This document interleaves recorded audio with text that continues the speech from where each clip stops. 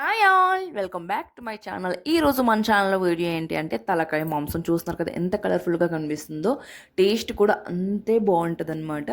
So మన video కూడా duration చాలా తక్కువ కాబట్టి మీరు కూడా చాలా క్విక్గా చూసేసి తెలుసుకోవచ్చు అనమాట. ఎలాంటి ల్యాగ్ కూడా అనిపించదు మీకు. సో దానికోసం మనకు ముందుగా కావాల్సింది ఏంటంటే తలకాయ మాంసం మార్కెట్ నుంచి తెచ్చుకొని మంచిగా వాష్ చేసుకొని పక్కనైతే పెట్టుకోవాలి. ఇంకా దానికోసం మనకు కావాల్సిన ఇంగ్రీడియంట్స్ ఏంటి అంటే ఆనియన్స్, పచ్చిమిర్చి, కరివేపాకు, అలానే టమాటా, అల్లం వెల్లుల్లి పేస్ట్, అలానే చింతపండు గుజ్జు, గరం మసాలా పౌడర్, అలానే ధనియా పౌడర్ అనమాట. అలానే చిటికెడు పసుపు కూడా. సో నేను అవి చూపించడం మర్చిపోయాను అనమాట. సో అందుకోసమే చెప్పేస్తున్నాను. సో మనం ముందుగా ఆనియన్స్ని ఒక 2 లేదా 1 ఆనియన్ని మంచిగా చిన్న చిన్న ముక్కలుగా కట్ చేసుకొని పక్కన అయితే పెట్టుకోవాలి.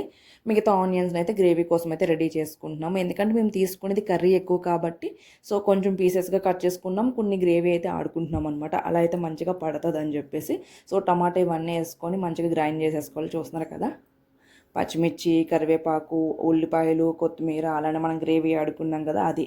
ఇంక ఇవన్నీ పక్కన పెట్టేసుకొని ఇక మనం ప్రాసెస్లోకి అయితే వెళ్ళిపోదాము. వచ్చేయండి.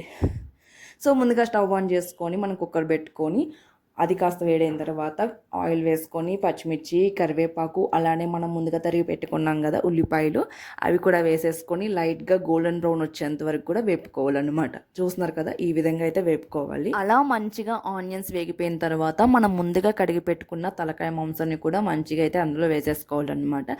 సో అలా మొత్తం మాంసం వేసేసుకున్న తర్వాత కొంచెం పసుపు, అల్లం వెల్లుల్లి పేస్ట్, మన హోమ్ మేడ్ గరం మసాలా, కారం, ధనియా పొడి, సాల్ట్ కూడా వేసేసుకోవాలన్నమాట మనకి రుచికి సరిపడేంత.